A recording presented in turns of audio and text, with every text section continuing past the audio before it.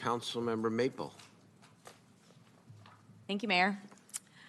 So first of all, I just want to start out by saying thank you for all the hard work. I mean, I know it's been many months, years in the making, and a lot of iteration. So none of this happens overnight. This is always a iterative process that takes a lot of time, and just really appreciate the commitment to working with community, always being willing to have more people at the table and incorporate that into the plan.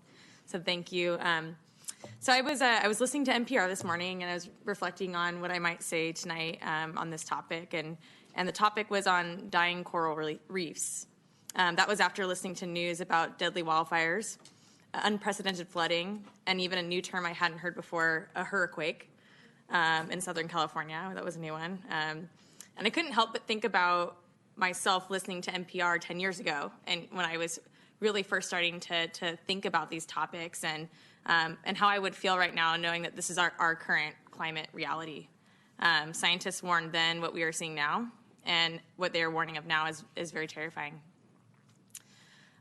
So now I know, and what is meant when people say the term climate anxiety. It's something that I feel, and I know a lot of other young people feel it too.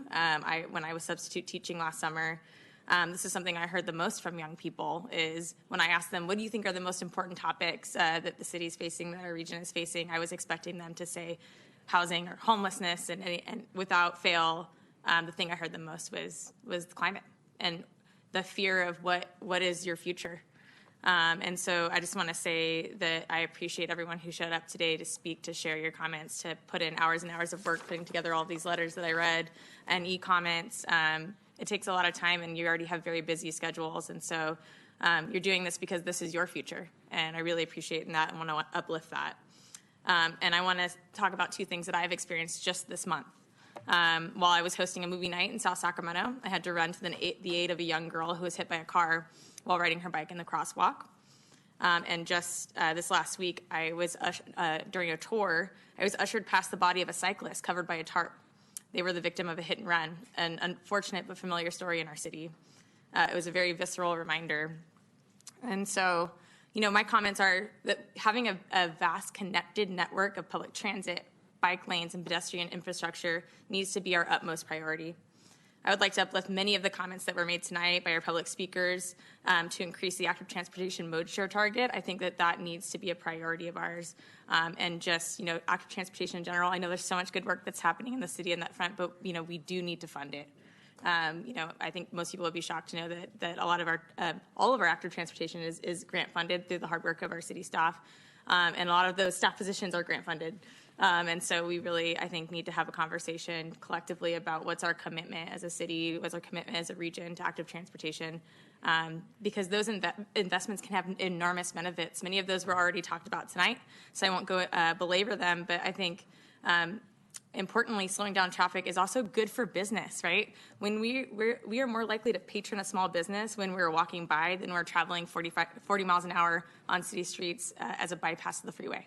And so I think the economic benefits are many, in addition to, the stories that we heard tonight, people trying to get to and fro to work and to school and feeling safe and feeling like their communities support them, their streets support them. And so that's one thing I would like to see.